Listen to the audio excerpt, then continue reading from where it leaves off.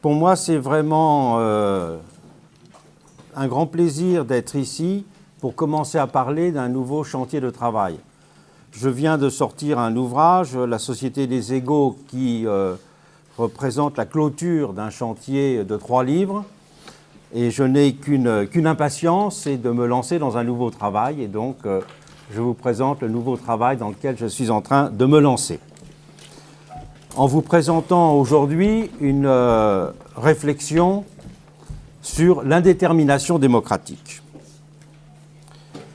Car comment penser la démocratie comme une catégorie universelle pour en proposer une théorie générale qui s'imposerait à tous les esprits, sur tous les continents, et qui correspondrait avec évidence aux attentes et aux expériences politiques de tous. Envisager cette tâche, c'est d'abord faire un constat central de départ, celui de la cacophonie des définitions de la démocratie. La démocratie apparaît aujourd'hui comme un bien universellement désirable, autant qu'insaisissable. Si la démocratie recueille sans peine la quasi-unanimité des suffrages, incarnant aux yeux de nos contemporains le type de régime politique le plus désirable, sa définition est en effet loin de susciter le même accord. Dès lors, du moins, qu'on ne se contente plus des formules convenues et des paraphrases usuelles du type « la démocratie et le pouvoir du peuple ». Il n'est même guère de mots dans la langue politique dont la définition pratique soit sujette à plus de variations. D'où d'ailleurs la tendance permanente à l'appuyer sur la béquille d'un adjectif, comme si, à la manière de ces mets insipides qui ne prennent goût que grâce à l'épice qui les accompagne, la démocratie n'avait de vraie consistance qu'en étant spécifiée libérale, populaire, réelle, radicale ou socialiste. D'où aussi la difficulté constamment éprouvée de tracer clairement la ligne de partage entre la démocratie et ses pathologies, qu'elles soient nommées démagogie ou populisme aujourd'hui ou totalitarisme autrefois. Le mot démocratie apparaît ainsi à la fois comme une solution et comme un problème. En lui coexistent le bon et le flou. Et cette coexistence a ceci de particulier qu'elle ne tient pas principalement au fait que la démocratie serait un idéal lointain et utopique, sur lequel tout le monde s'accorderait, les divergences sur sa définition renvoyant uniquement à l'ordre des moyens à employer pour le réaliser. Bien loin de correspondre banalement à une sorte d'indétermination des voies de sa seule mise en œuvre, le sens du mot démocratie participe plutôt de son histoire et de son essence. Pour avancer dans l'entreprise, un constat préalable doit être fait. Le fait que le mot démocratie ne s'est imposé que fort tardivement, on peut même dire dans le dernier tiers du XXe siècle, pour désigner le régime réalisant les idéaux d'émancipation et de liberté de l'humanité.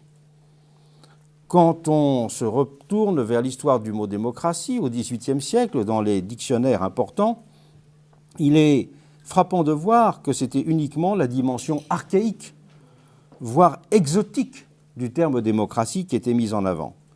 Si on regarde le dictionnaire de l'Académie, son édition des années 1770, on note qu'il s'agit d'un mot archaïque, ne qualifiant que des expériences anciennes en Grèce ou bien quelques cantons suisses attardés.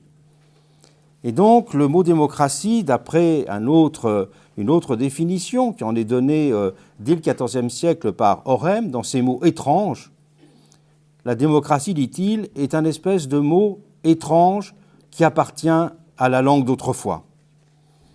Et si nous voyons les dictionnaires de la période, c'est une instabilité qui caractérise la démocratie. La démocratie ne peut pas être un régime, elle est une forme de moment instable. Cette instabilité est une caractéristique de la démocratie qui a notamment été soulignée par Montesquieu, qui dit « la démocratie n'est pas un État politique stable.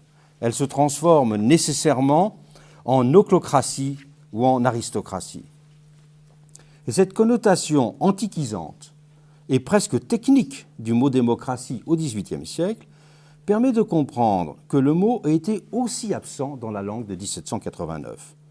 L'idée d'un régime dans lequel le peuple soit directement législateur et magistrat, pour reprendre les formulations de Rousseau et de Montesquieu, ne mobilise en effet alors personne, tant elle semble renvoyer à un passé lointain et révolu, et correspondre à un stade archaïque et un stade de la vie politique. Au printemps 1789, on ne voit que quelques grands seigneurs qui parlent avec dédain de démocratie pour qualifier l'État qui résulterait, selon eux, d'un vote par tête aux États généraux. Et Brissot note alors « Le mot démocratie n'est qu'un épouvantail dont les fripons se servent pour tromper les ignorants ». Et le fait significatif, c'est que dans la masse des journaux révolutionnaires, on n'en rencontre aucun, de 1789 à l'an 4, qui mentionne dans son titre « démocratie » ou l'adjectif « démocratique », sur plus de 2000 titres. C'est quand même tout à fait remarquable. Ce sont toujours les adjectifs « national »,« patriotique » ou « républicain » à partir de 1792 qui reviennent dans les titres des gazettes qui sont alors publiées. Et on constate aussi, de façon particulièrement significative, que le mot démocratie n'est pas prononcé une seule fois dans les débats de 1789 à 1791 sur le droit de suffrage ou l'établissement de la première Constitution française. De la même façon, de 1789 à 1801, paraissent en France 10 dictionnaires sociopolitiques. Et un seul consacre une entrée au mot démocratie. À droite comme à gauche, on semble alors l'ignorer. Et cela apparaît très clairement à l'été 1791, qui est le moment, la période qu'on appelle de révision de la Constitution. C'est-à-dire, en fait, de la discussion sur la Constitution de 1791 a eu deux moments. D'abord l'automne 1789 et après ce qu'on appelait la période de la révision, de juin à juillet 1791. Et à ce moment-là, alors que toute la discussion tourne sur les questions du veto, du gouvernement représentatif, le terme de démocratie n'est jamais employé. Ou quand il est évoqué, c'est simplement pour qualifier une forme de pouvoir exécutif et jamais une forme d'exercice de la souveraineté. Pour comprendre cette chose fondamentale, il faut rappeler que pendant la Révolution française, le pouvoir exécutif est considéré comme extraordinairement secondaire. La preuve est que le pouvoir exécutif est sans problème confié au monarque, puisque l'exécution des lois est quelque chose de secondaire par rapport à la définition de ces lois. L'idée du rationalisme politique qui domine alors amène à penser que le pouvoir exécutif est un pouvoir tout à fait secondaire. À l'inverse de ce que nous voyons, nous, aujourd'hui, c'est-à-dire le pouvoir exécutif apparaît le pouvoir central, alors qu'à l'époque, le pouvoir législatif est le véritable pouvoir de commandement. Donc l'idée de souveraineté s'applique au pouvoir législatif, mais pas au pouvoir exécutif. Et quand on imagine le mot démocratie, on ne l'imagine que rapporté au pouvoir exécutif, jamais rapporté au véritable pouvoir de la souveraineté, qui est celui du législatif. Et les quelques apparitions du terme démocratie ne le sont qu'à partir de l'adjectif démocrate. Et l'adjectif démocrate est uniquement employé comme antonyme de celui d'aristocrate. Et on le voit parfois employé, c'est un mot rare, même le mot démocrate est très rare. Et quand il est employé, c'est uniquement comme antonyme du mot aristocrate. Et pour traduire l'attachement des personnes de la période à la cause révolutionnaire, Ferdinand Bruno, dans sa fameuse Histoire de la langue française, a recensé 206 expressions qui servent à qualifier l'attachement à la période révolutionnaire. Et si démocratie figure dans la liste, c'est sous les espèces de l'adjectif démocrate seulement, et non pas sous les espèces d'un régime. Je dirais de celui qui est le contraire de l'aristocrate. Et encore, est-ce d'un usage relativement secondaire? La question qui est posée, et elle est très explicitement référée par plusieurs auteurs américains comme Thomas Paine, ou Condorcet encore, ou Brissot, c'est de dire explicitement que les républicains de France ne veulent pas de la démocratie d'Athènes. Les républicains de France expérimentent en effet un autre type de régime que celui de la démocratie. Il y a le sentiment qu'il est très intéressant de corréler avec ce rapide constat que je viens de faire pendant la Révolution, que la difficulté de la période révolutionnaire se lie à une difficulté de trouver des mots adéquats pour décrire l'expérience en cours. Nombreux sont en effet alors ceux qui, comme Rabot-Saint-Étienne, le grand pasteur protestant qui va jouer un rôle si important dans la discussion de l'automne 1789, Rabot parlait de la pauvreté de la langue française pour exprimer les idées politiques absolument neuves pour la masse de la nation qui commence à vivre cette période-là. Et en même temps, il y a le sentiment que la période révolutionnaire est celle à la fois d'une panne des mots et d'un flottement du sens des mots. Et celui qui a le plus explicitement réfléchi à cette question de la crise révolutionnaire comme une crise du langage politique, c'est Condorcet. Condorcet va fonder en juin 1793, avec Sieyès et avec le directeur de l'Institut national des sourds-muets, un journal, le journal d'instruction sociale, avec comme but d'endiguer, dit-il, l'embardée des mots dans la Révolution. Et notamment, pendant cette période, l'usage des mots traîtres ou ennemis du peuple. Et Condorcet disait que ce dont il était le témoin, c'est le fait que l'altération du sens des mots en indiquait un dans les choses mêmes. Et disait-il, la difficulté de la République, c'est de correspondre à son véritable caractère, qui est d'appeler les hommes et les choses par leur nom. Et cette idée que le caractère de la République est d'appeler les hommes et les choses par leur nom servira en quelque sorte de slogan à celui qui publiera le Vieux Cordelier, à savoir Camille Desmoulins. Dans l'espace américain de la même période, le mot démocratie est plus souvent employé. Mais le mot démocratie dans la période révolutionnaire américaine, j'appelle période révolutionnaire celle qui va de 1776 à la Constitution de Philadelphie, pour faire vite, 1787, le mot démocratie n'apparaît que sous la langue et sous la plume de ceux qui dénoncent la démocratie comme le contraire de ce que veut faire la Révolution américaine. Et le terme de démocratie désigne explicitement le régime repoussoir du gouvernement représentatif et du gouvernement républicain. Ce régime repoussoir fait que chez les grands pères fondateurs de la Constitution américaine, notamment Hamilton, Madison, Jay, le terme démocratie n'est employé qu'avec des adjectifs comme anarchique, corrompu, dégradé.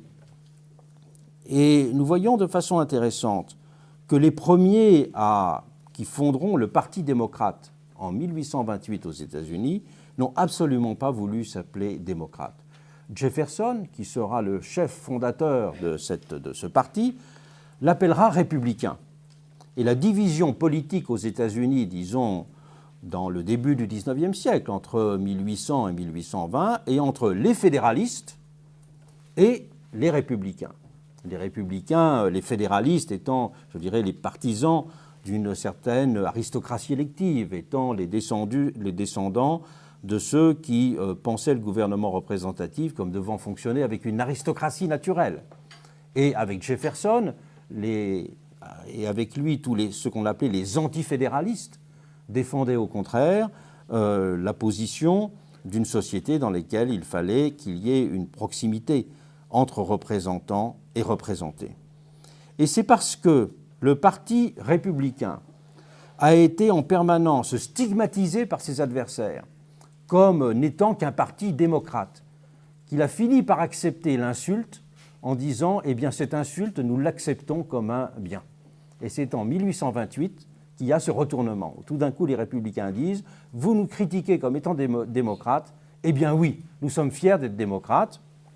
Parce que dans l'Amérique de cette époque, effectivement, il y avait un très grand changement. C'était l'Amérique qui n'était plus simplement l'Amérique des États de la côte Est, c'est l'Amérique dans laquelle il y avait déjà un début de mouvement vers l'Ouest qui commençait à se produire et se mettait en place ce qu'on a appelé la coonskin democracy, c'est-à-dire la démocratie de ceux qui ont des chapeaux de trappeurs, vous voyez, avec la queue de ragondin, ou la démocratie, pourrait-on dire, des gens ordinaires. Et le président qui va donner la victoire au Parti démocrate, le premier, sera bien sûr celui qui dirigera l'Amérique quand Tocqueville la visitera, à savoir Jackson. Et au fond, cette histoire paradoxale du mot démocratie retraçait l'histoire du mot démocratie en Grèce ancienne. Où en Grèce ancienne, le mot démocratie avait d'abord été une dénomination péjorative et ne s'était jamais imposé pour cela comme une forme de régime qui était proprement définie.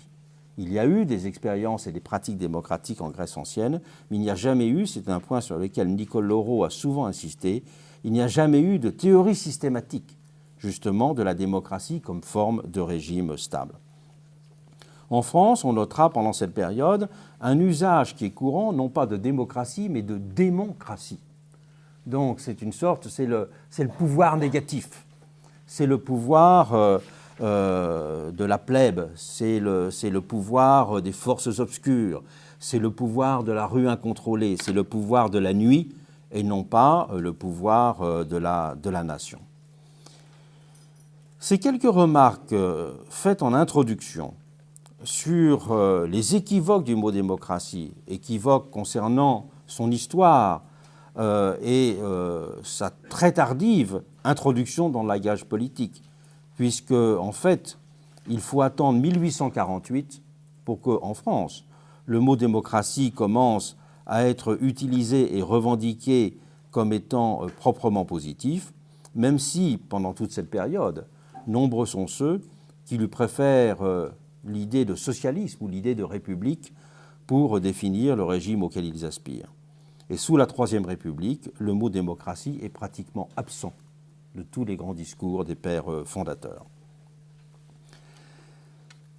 Ces quelques remarques introductives faites sur l'histoire ambiguë et l'histoire difficile du mot démocratie nous invitent à réfléchir sur son indétermination. Comment comprendre l'indétermination démocratique? Sur ce point, j'emploie cette expression dans un sens très différent de celui de Claude Lefort.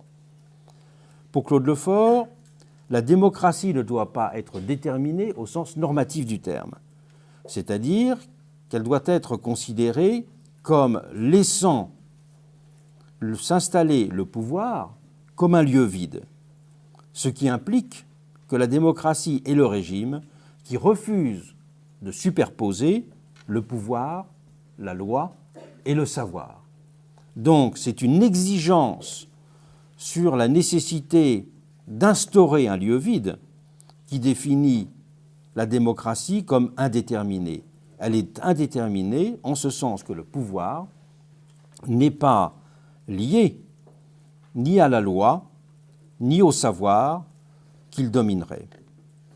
D'un autre côté, Claude Lefort appelle indétermination démocratique le fait que le pouvoir est dorénavant dans la démocratie un pouvoir qui ne fait plus corps avec la société, au sens où autrefois le pouvoir royal faisait corps avec la société. Il était un élément du corps social auquel il était identifié, dont il était une forme de prolongement.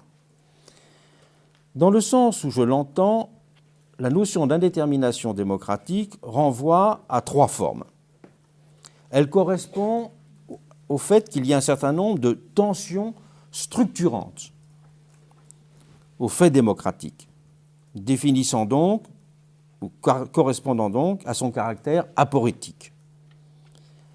La notion d'indétermination démocratique correspond en second lieu au fait qu'elle est caractérisée par un ensemble de définitions qui sont ouvertes et problématiques, correspondant à des notions que l'on peut qualifier, avec Locke, classiquement, dans son essai philosophique concernant l'entendement humain, de confuses.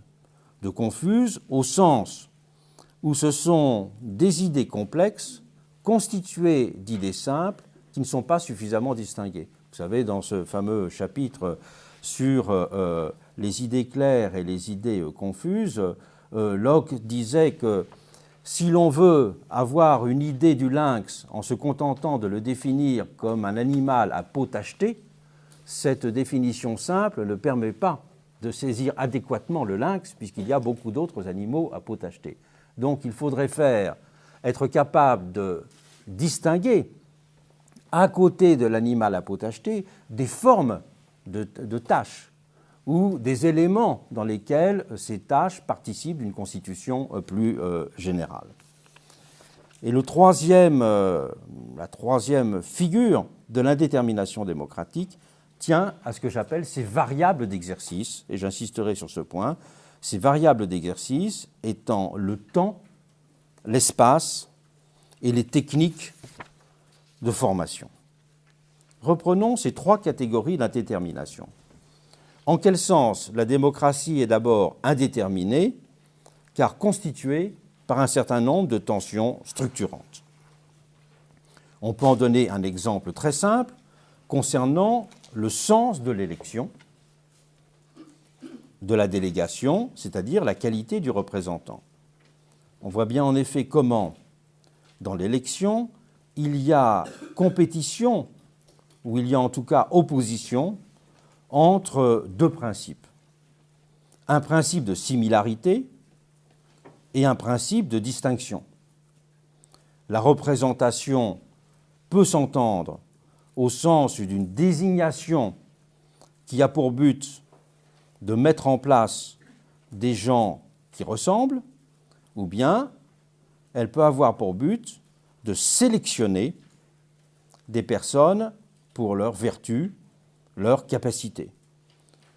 La Révolution française, comme la Révolution américaine, sont deux périodes qui sont marquées par, spécialement la Révolution américaine, mais aussi la Révolution française, par l'opposition entre ces deux principes de similarité et de distinction. On voit par exemple Sieyès qui définit le régime représentatif comme le fait que c'est un régime qui se définit par la nécessité de sélectionner les plus capables, ce qui explique d'ailleurs, pendant la Révolution, qu'il y ait interdiction de se porter candidat à des élections. S'il n'y a pas de candidature aux élections pendant la Révolution française, c'est que l'élection, soit elle est portée par un mouvement social qui se dégage d'un groupe, et donc c'est le représentant d'un groupe, pourrait-on dire, soit c'est une prétention individuelle à s'affirmer capable. Or, si le but est de sélectionner les plus capables ou les plus vertueux, ce ne sont pas les individus eux-mêmes qui peuvent le faire, mais c'est la raison publique ou la façon dont la vertu sera socialement reconnue. D'où le fait qu'il faut attendre, disons, le consulat pour qu'il y ait en France des élections avec des candidats. Pendant toute la période révolutionnaire, il y a des élections sans candidat. Alors ça se passe comment ? Pendant la Révolution française, on vote dans des assemblées primaires d'environ 1 millier de personnes. On élit d'abord le président. Il faut toujours partir d'un tiers organisateur. Et le président, c'est le plus âgé, donc ça c'est 1000 personnes, c'est facile de le dégager. Et après, on élit un bureau pour organiser la journée électorale. Et ce bureau, il est élu sans candidat. Donc on met des noms sur un bulletin. Donc quand une assemblée de 1000 personnes, généralement, il sortait 200 noms. Donc il faut 7 à 8 scrutins successifs pour réduire les 200 noms à une dizaine de noms. Donc on a déjà passé, on a commencé à 8 h le matin, il est déjà l'heure de déjeuner. Et après, on va devoir élire une ou deux personnes et on recommence en mettant des noms sur les bulletins. Il y en a à nouveau 100 ou 200. Et on met 1 à 2 journées à passer de ces 200 noms à un seul. Et alors on peut dire que c'est une pratique qui est coûteuse. Oui, elle était coûteuse parce que pendant la Révolution française, les assemblées de deuxième degré siégeaient environ 180 jours par an. Donc pour ce qu'elles avaient à élire, tellement ces opérations électorales étaient longues et lentes du fait qu'il n'y avait pas de candidature. Mais l'absence de candidature pendant la Révolution était extrêmement théorisée comme un principe absolument fondamental. Si ces deux principes sont en tension permanente dans la représentation, cela veut dire que chacun va correspondre à une procédure différente. On peut dire que si c'est le principe de similarité qui est visé, ce qu'il faut déterminer, c'est quelles sont les conditions pour choisir le quelconque. Alors que si c'est un principe de distinction qui est visé, le problème est de savoir comment déterminer l'exceptionnel. Déterminer le quelconque, eh bien, la meilleure procédure pour déterminer le quelconque, c'est le tirage au sort. Et de fait, dans la démocratie, le tirage au sort comme alternative à l'élection s'impose dans tous les cas où ce qui est en question, c'est de choisir non pas l'éminence, mais au contraire le caractère commun. Si on veut déterminer le quelconque, c'est cette procédure qui compte. Alors que s'il s'agit de faire une sélection, à la limite, ce sera un examen, ou ce sera un concours, ou encore l'équivalent du suffrage censitaire comme équivalent à l'élection. Si le suffrage censitaire représente l'expression, ou est censé représenter l'expression des plus sages ou des plus raisonnables. On voit donc comment, de ce point de vue-là, l'élection est tendue entre un mécanisme qui sera celui du tirage au sort et un autre mécanisme qui sera celui du concours ou de l'examen, et que l'élection est tendue entre ces deux dimensions. Ce qui va correspondre à deux sens du gouvernement représentatif. Le gouvernement représentatif peut être soit considéré comme un substitut technique à une impossible démocratie directe, soit comme une alternative à cette démocratie directe. Et toute cette discussion sur substitut alternative va être absolument centrale dans les révolutions américaines et françaises sans être véritablement décidée et sans être jamais décidée. Donc, première forme d'indétermination, c'est celle qui tient à des tensions structurantes. Ces tensions structurantes entre lesquelles il s'agit de trouver une forme de compromis ou un choix, mais qui de toute façon sont internes à la notion même concernée. Deuxième forme d'indétermination, c'est celle qui renvoie à des catégories de la simplicité confuse, pourrait-on dire. Prenons plusieurs exemples. Le premier exemple, c'est évidemment concerne le sujet de la démocratie. Dès les débuts de l'idée démocratique, le peuple a eu deux définitions. Soit il était la figure de la totalité sociale, soit il était une catégorie sociale. Cette opposition entre les deux aspects du démos est quelque chose qui était remarquable dès la Grèce archaïque. Et il y a une thèse qui a été récemment soutenue sur la notion de damos dans la période mycénienne, c'est-à-dire même avant la période archaïque. Et le premier sens du mot damos en grec, c'est pour qualifier une forme d'organisation productive collective. Donc c'était une sorte de ferme collective, le damos. Donc ça définissait à la fois un territoire et une façon de travailler ensemble et de constituer un groupe. Donc on voit bien là que l'idée de démos qu'il y a derrière cette première expression, c'est celle d'un ensemble qui fait cohérence, et non pas évidemment d'un groupe social. Alors que peu à peu, les deux dimensions vont se mêler. Cette confusion ou cette tension entre les deux définitions du mot peuple, elle est explicitée de façon très nette dans l'encyclopédie, où on voit au mot peuple nom collectif très difficile à définir.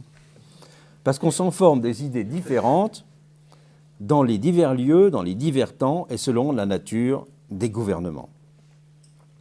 Et une anecdote, au moment où, au mois de juin, mai-juin, les États généraux vont cesser de se réunir avec les trois ordres pour former, disons, l'Assemblée nationale, l'Assemblée constituante. Le problème était posé de savoir comment appeler cette Assemblée. Et Mirabeau propose la dénomination suivante.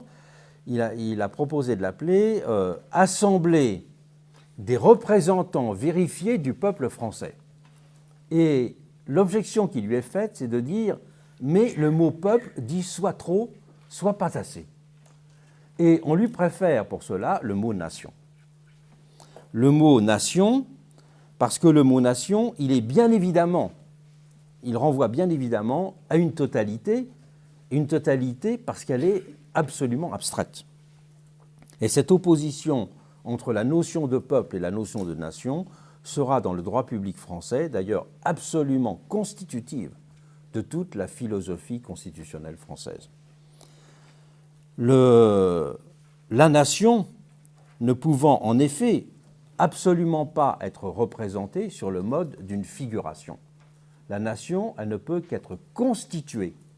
Constituée, et donc, être constituée, elle a besoin d'un organe. Et toute la théorie de la représentation organe qu'il y aura dans le droit public allemand, chez des gens comme Labande, par exemple, et tous ceux qui seront en quelque sorte les maîtres à penser du droit public français de l'époque, et notamment de Karin Malberg. Tous ces Allemands ont interprété la Constitution française de 1791 en disant une Constitution qui donne la souveraineté à la nation et pas au peuple. Cela signifie qu'il y a besoin de considérer le Parlement comme l'organe de la nation. Et donc, si la souveraineté appartient à cette nation, elle a besoin d'un organe pour prendre forme. Elle ne peut pas prendre forme simplement en étant figurée à partir de représentants qui seraient tirés d'elle. Donc cette dimension de l'ambiguïté du peuple entre totalité ou catégorie, on la retrouve chez un grand historien et un grand sociologue français. Celui qui a le plus exprimé l'idée que le peuple est en quelque sorte la figure de la totalité sociale, irréductible à quelque composante que ce soit, c'est bien sûr Michelet. Dans son ouvrage de 1846, Le Peuple, Michelet écrit « Le peuple, en sa plus haute idée, se trouve difficilement dans le peuple. Que je l'observe ici ou là, poursuit-il, ce n'est pas lui, c'est telle classe, telle forme particulière du peuple, altérée et éphémère. Il n'est, poursuit-il, dans sa vérité, à sa plus haute puissance que dans l'homme de génie. En lui réside la grande âme. Tout le monde s'étonne de voir les masses inertes vibrer au moindre mot qu'il dit, les bruits de l'océan se taire devant cette voix, la vague populaire traîner à ses pieds. Pourquoi donc s'en étonner? Cette voix, c'est celle du peuple, muet en lui-même. Il parle en cet homme et Dieu avec lui. C'est là vraiment qu'on peut dire vox populi, vox Dei. Donc, vous voyez là une expression et une compréhension de la notion de peuple qui l'assimile à une forme de mystique.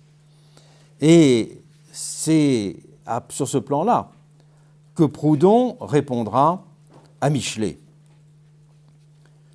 Michelet, donnant cette image mystique d'un peuple indécomposable, qui ne peut exister donc qu'à travers des grandes voix ou à travers des organes institutionnels qui lui donneront forme pour les organes et qui lui donneront voix pour le grand historien, puisque bien sûr, celui qui apporte sa voix au peuple pour lui donner sens, c'est l'historien. Toute la réflexion de Proudhon sera au contraire de montrer que la difficulté de la démocratie, c'est de passer d'une définition mystique à une définition sociale du peuple. Il dit « Aujourd'hui, le peuple n'a qu'une existence mystique. Il ne se manifeste qu'à de rares intervalles, à des époques prédestinées. Mais le peuple, dans ces conditions, n'est qu'un fantôme. La démocratie, affirmant la souveraineté du peuple, résume-t-il, est comme la théologie à genoux devant le Saint-Ciboire. Ni l'une ni l'autre ne peut prouver le Christ qu'elle adore, encore moins se le manifester. » Et donc, le problème est de savoir, dit-il, par quelle bouche, en quelle langue le peuple peut parler. Comment s'accomplit ou pourrait s'accomplir cette étrange révélation? Car, écrit Proudhon, le peuple, être collectif, ne parle point dans le sens matériel du mot. Le peuple, non plus que Dieu, n'a des yeux pour voir, des oreilles pour entendre, une bouche pour parler. D'où ce problème de la démocratie, c'est de faire parler et agir le peuple. Comment? Eh bien, dit Proudhon, en passant justement d'une mystique à une sociologie. et qu'il faut comprendre justement le peuple à partir d'une sociologie du pays. Et c'est cette sociologie du pays qui donnera une vision du peuple. D'où l'importance qu'ont eu pendant toute cette période les tentatives de considérer la société d'une façon nouvelle, que ce soit dans la littérature ou que ce soit dans les enquêtes sociales ou que ce soit aussi à travers l'ensemble de ces petites descriptions quotidiennes qui ont été des formes de modernisation de l'ancien modèle des mystères de Paris et des travaux de Mercier également. Donc de ce point de vue-là, on voit bien que le problème de la démocratie, c'est que le sujet qu'elle consacre comme sujet principal de la souveraineté reste toujours à construire. Il reste à construire à travers les descriptions de la sociologie, à travers les mises en forme politiques, mais il n'est pas donné comme un sujet qui s'impose avec évidence, soit sauf à être réduit à un groupe ou une classe sociale, c'est-à-dire à une forme sociologique immédiatement appréhensible parce que particulière. Donc de ce point de vue-là, il y a une forme d'indétermination fondamentale. Deuxième forme d'indétermination tout aussi évidente, c'est celle qui concerne l'objet de la démocratie, à savoir l'exercice du pouvoir. Car il y a bien des mots qu'il faut distinguer. Exercer le pouvoir, est-ce décider? Ou est-ce vouloir? Ça n'est pas la même chose. Car la décision est accomplie dans le moment de sa formation, alors que la volonté n'existe comme construction dans le temps. S'agit-il de délibérer? S'agit-il de contrôler? S'agit-il de sélectionner, de sanctionner, d'autoriser ou de distribuer? Ces différents objets du mot exercice du pouvoir en général n'ont jamais été suffisamment distingués les uns des autres dans la théorie démocratique. D'où l'idée ramassée de souveraineté ou d'exercice du pouvoir les superpose sans bien les distinguer, ces différentes catégories. Ces catégories du contrôle, de la délibération, de l'autorisation, de la sanction, de la désignation, de la volonté ou de la décision. Cette indétermination est également liée au fait qu'il y a trois dimensions possibles de la démocratie et qui elles-mêmes ne sont pas suffisamment distinguées généralement. La démocratie peut être un régime, elle peut être une forme d'activité civique ou elle peut être une forme de société.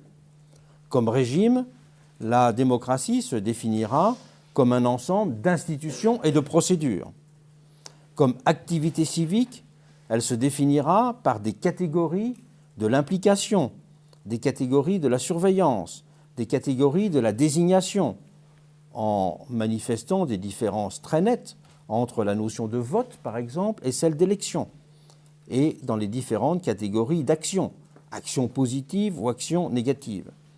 Et puis elle est enfin une forme de société, c'est-à-dire qu'elle définit une manière d'être collective de la société. Cette deuxième catégorie d'indétermination nous mène à examiner une troisième catégorie d'indétermination qui relève de ce que j'appelle les variables d'exercice. La première variable d'exercice est celle du temps. Il est tout à fait remarquable que la plupart des théories de la démocratie sont des théories qui renvoient à l'examen d'institutions ou à l'examen de procédures, mais sans jamais l'insérer dans une théorie de la temporalité. Or, il y a une distinction qui s'avère comme évidente entre le fait que, entre une démocratie instituante, qui est une démocratie du pouvoir sans forme, pour reprendre l'expression de Sieyès, qui ne peut, par définition, exister que dans un moment fugitif, dans un moment inaugural, dans un moment particulier, qui est celui de l'insurrection, qui est celui d'un moment constituant, qui renvoie dans cette mesure à une forme de désinstitutionnalisation de la politique. Une démocratie instituante est une démocratie désinstitutionnalisée. Et c'est d'ailleurs quelque chose de fondamental pendant la Révolution, c'est qu'on voit tout un ensemble de réflexions, surtout pendant le premier semestre 1793, le mouvement de la souveraineté du peuple comme n'étant véritablement un mouvement qui se réalise que dans la destruction des institutions et non pas dans leur construction. Car c'est seulement dans ce moment non institutionnel qu'il peut d'une certaine façon exister sans être trahi. À côté de cette démocratie instituante, les formes de la démocratie permanente, évidemment, sont très différentes. Elles nécessitent au contraire un surplus d'institutions, si je puis dire, une démultiplication des institutions. Et à la limite, on peut avoir une distorsion totale de l'idée démocratique selon qu'on la lie à l'instant ou selon qu'on la lie au temps long. Au XIXe siècle, il y a de nombreuses théories qui finissent par dire qu'au fond, l'invention de la monarchie, l'invention de la démocratie s'est faite avec la monarchie élective. Alors, on élisait une fois pour l'éternité. Bon. Mais, comme vous le savez, dans la monarchie française, il n'y avait pas de monarque qui pouvait être consacré si, au sortir de la cathédrale de Reims, il n'y avait pas une foule rassemblée qui disait « Vivat Rex ». C'est-à-dire, s'il n'y avait pas cette acclamation qui valait élection, on considérait que le cérémonial n'avait pas été accompli et que le roi n'était pas nommé. Donc l'onction sainte ne suffisait pas. Il fallait qu'il y ait cette acclamation de sortie. Donc là, on a une définition, si je puis dire, d'un régime de l'autorisation qui étend le temps au maximum. Mais de l'autre côté, on pourrait avoir un régime de la temporalité qui serait celui, pour reprendre une fameuse expression de Renan, du caprice de l'instant, ou disons du référendum permanent, si l'on veut, ou de l'Assemblée générale siégeant en permanence, pour renvoyer à d'autres images et à d'autres types d'expériences. Ces régimes de temporalité renvoient évidemment à la nécessité d'opérer une distinction très nette entre la notion de décision et celle de volonté. Car des décisions peuvent être répétées, des décisions peuvent être instantanées, alors qu'une volonté est simplement un déploiement, disons, de l'être social dans le temps. Elle ne peut être qu'une construction, une invention, et qui ne prend sens et ne prend forme que dans le temps. Cette variable d'exercice qui est le temps, elle n'a que très peu été réfléchie dans les démocraties. Elle n'a été qu'à travers deux catégories, celle de la durée des mandats, d'une part, et d'autre part, celle de la théorie des élections partielles. Dans la durée des mandats, au moment de la Révolution française, il apparaissait impensable d'élire des représentants pour une durée supérieure à 1 an. Donc la première constitution, 1791, vous voyez le temps que ça prenait en plus. Donc on avait à peine élu quelqu'un qu'il fallait recommencer. Et pour donner un autre exemple des temporalités pendant la Révolution, pendant toute la période révolutionnaire, le président de l'Assemblée changeait chaque semaine. Donc le président de l'Assemblée était élu toutes les semaines. Donc on voit bien à travers cette vision d'un mandat très court et d'un président élu toutes les semaines que l'idée qu'il y a, c'est tout de même d'une représentation courte, si je puis dire, d'une représentation qui, en permanence, est remise en cause. Les élections partielles, au contraire, c'est un mécanisme qui est tout à fait différent parce que l'idée des élections partielles présuppose qu'on a au contraire un continuum, en quelque sorte, du corps représenté. Que, pour reprendre l'exemple d'un corps comme le Sénat en France, qui est renouvelé par tiers, parce qu'il y a les élections partielles qui proviennent du du décès ou de la démission d'une personne, mais les élections partielles qui sont organisées systématiquement. Au contraire, elles définissent à ce moment-là la représentation comme l'expression non pas d'une politique et d'une rupture, mais comme le dessin d'une continuité. Deuxième variable fondamentale d'exercice, c'est la variable de l'espace. L'idée de démocratie n'est pas indifférente au temps, mais elle n'est pas indifférente à l'espace aussi. Longtemps, on a considéré, c'est une expression fameuse du XIXe siècle, que la famille était l'école réelle de la démocratie. Car c'est dans la famille que l'on peut véritablement discuter. Ou certains diraient que l'école de la démocratie, c'est le local. Là où l'évidence de la communauté n'a pas besoin de s'exprimer à travers la constitution d'une institution, mais là où le groupe existe immédiatement comme communauté. Ce qui a amené à reconsidérer très fortement cette question de l'espace pertinent de la démocratie, ce sont tous les débats sur l'autodétermination.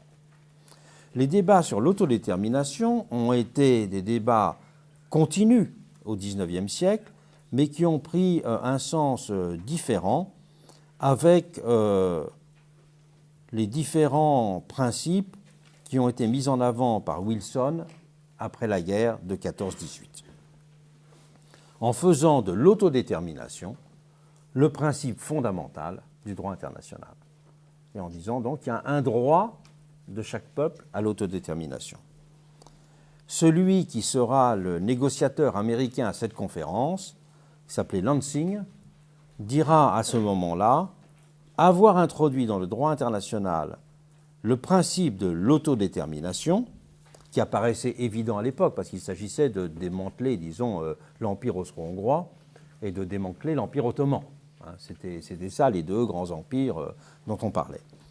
Mais si Lansing disait, c'est en fait une véritable bombe que l'on vient d'allumer. Car où s'arrête le principe d'autodétermination? Où s'arrête le fait qu'un groupe puisse toujours être autorisé à dire « je me sépare d'autrui ».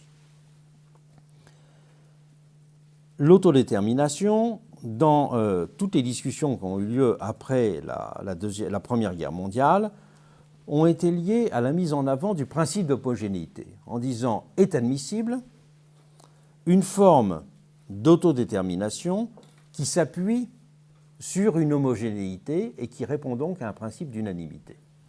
Et de fait, les expériences qui sont très souvent discutées pendant cette période, ce sont les référendums de rattachement à la France de la Savoie et de Nice, qui sont des choses des années 60, et puis surtout tous les référendums d'unification de l'Italie.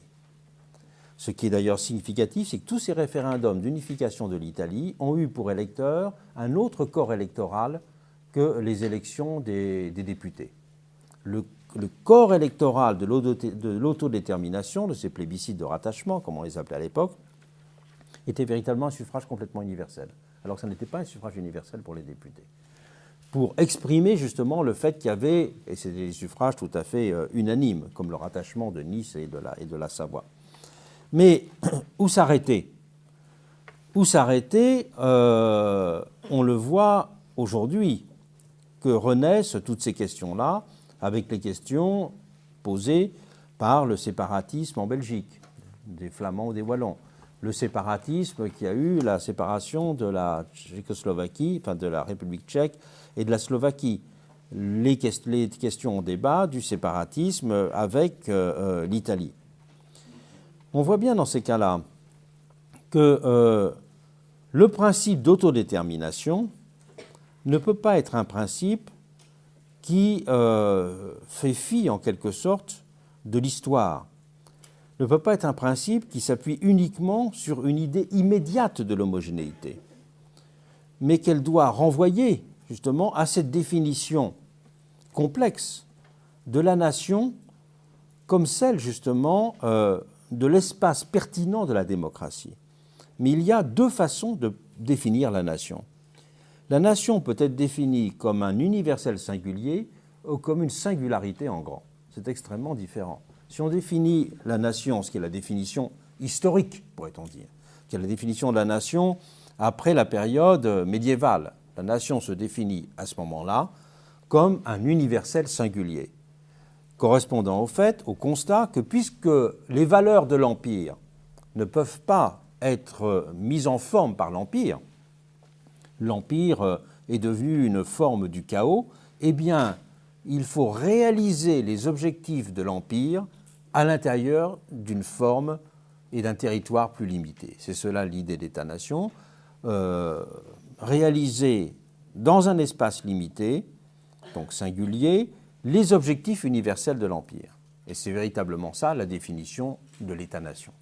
L'État-nation tel qu'il naît en Espagne, l'État-nation tel qu'il naît en Espagne, d'ailleurs encore plus, qu'il y a beaucoup de travaux récents qui ont insisté sur ce plan-là, cette vision de l'universel singulier, et c'est d'abord formulé en Espagne avant de se formuler en France et en Grande-Bretagne, c'est-à-dire dans les trois zones qui étaient les zones périphériques de l'Empire, et qui ont essayé de redéfinir justement ce rapport entre des idées politiques et un territoire.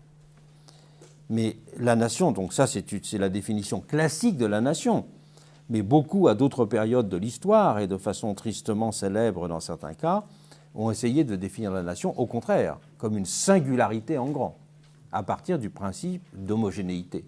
Alors dans le premier cas, c'est un principe d'hétérogénéité qui va être en cause. Cette définition de la nation, elle est évidemment difficile. On se souvient dans Ulysse de James Joyce, la fameuse réplique où un personnage demande « Mais qu'est-ce qu'une nation ?» Et on lui répond une nation, c'est un ensemble de gens qui ont vécu un certain temps, depuis un certain temps ensemble. Alors le héros répond moi ça fait 5 ans que j'habite au même endroit, je suis véritablement une nation. Donc l'idée, c'est de montrer que cette notion d'espace pertinent de la démocratie, il n'est jamais donné comme une évidence. Il doit toujours être rapporté à des formes d'histoire. Il doit toujours être rapporté aussi à des formes de tension sociale, puisqu'il est lié à des modalités de la justice distributive, à des modalités de la redistribution. Et dans toutes les théories modernes du séparatisme et des sécessions d'ailleurs, il y a affirmé ce principe de la neutralité distributive, en disant comment faire le partage entre des bonnes et des mauvaises sécessions. Toute une théorie de philosophie morale insiste sur le fait que les sécessions admissibles sont celles qui répondent à un principe de neutralité distributive. Et si elles ne répondent pas à un principe de neutralité distributive, ce qui est le cas, il n'y a pas de neutralité distributive entre Wallons et Flamands, par exemple, c'est clair. À ce moment-là, on va avoir une définition qui va être beaucoup plus discutable. Donc ces indéterminations, ces façons de faire l'histoire de la démocratie et d'en universaliser la compréhension, elles correspondent aussi au fait que ces trois catégories d'indétermination sont aussi l'objet d'enjeux politiques et de conflits sociaux. Les trois définitions complémentaires ou concurrentes de la nation, par exemple, l'historien pourrait facilement montrer comment tous les grands débats de 1848 renvoient à ces différentes définitions. D'ailleurs, juste une parenthèse, mais le moment où le mot démocratie se stabilise vraiment dans le langage politique français, ça n'est pas la démocratie en tant que régime, c'est la démocratie en tant que forme sociale. La définition, et le paradoxe, c'est que cette définition tocquevillienne de la démocratie est mise en avant par des libéraux qui ne veulent pas du suffrage universel, en disant le suffrage universel est secondaire dans la démocratie, ce qui compte, c'est la société démocratique. Et la France des années 1830-1840 devient une société démocratique, mais elle n'a pas besoin du suffrage universel. Et il y a le moment central de cette discussion, c'est le moment où il y a la publication des 2 premiers volumes de la démocratie en Amérique, 1835. Un an après, il y a un livre sur l'histoire de la démocratie en Suisse de Cherbuliez, qui est un professeur genevois qui a été très discuté par Tocqueville. Tocqueville a beaucoup décrit entre la vision de Cherbuliez et la sienne de la démocratie, les interprétations doctrinaires et aussi toutes les interprétations socialistes. Les interprétations socialistes consistant à dire la démocratie, la question est réglée. Ce qui n'est pas réglé, c'est le suffrage universel, c'est-à-dire la République. Et vous avez une des grandes têtes pensantes du socialisme naissant de l'époque, qui est Laponneret. Laponneret, l'auteur d'une célèbre lettre aux prolétaires de 1833, qui dit « Notre combat est que la France est en train de devenir une démocratie, mais qu'elle n'est pas du tout une république. Donc il faut construire la République et pas la démocratie qui existe. » Le problème de ces indéterminations, toujours tissées avec des enjeux d'ordre politique, des conflits sociaux, produisent aussi structurellement du désenchantement démocratique. Ce qui est le moteur du désenchantement démocratique, c'est justement la mécompréhension de la structure de ces indéterminations. Et c'est pour cela que l'on peut dire que dans la démocratie se sont liés en permanence l'histoire d'un désenchantement et l'histoire d'une indétermination. Et comprendre ces indéterminations, c'est aussi donc permettre d'apporter une forme de réponse aux multiples formes qu'ont pris le désenchantement dans nos sociétés. Je m'arrête là pour aujourd'hui, car demain je montrerai comment justement il y a deux façons de prendre en compte ces indéterminations. Il y a tout un ensemble de tentatives qui visent à résoudre ou à réduire ces indéterminations par des définitions simplifiées ou simplificatrices, disons, du politique et de la démocratie. Et il y a une autre façon d'envisager la gestion de ces indéterminations, au contraire, par la complication de la démocratie. Donc, un cours demain sera consacré aux figures de la simplification démocratique et un autre aux figures de la complication démocratique. Avec l'idée, c'est le titre du deuxième cours, que pour accomplir la démocratie, il faut la compliquer. Merci.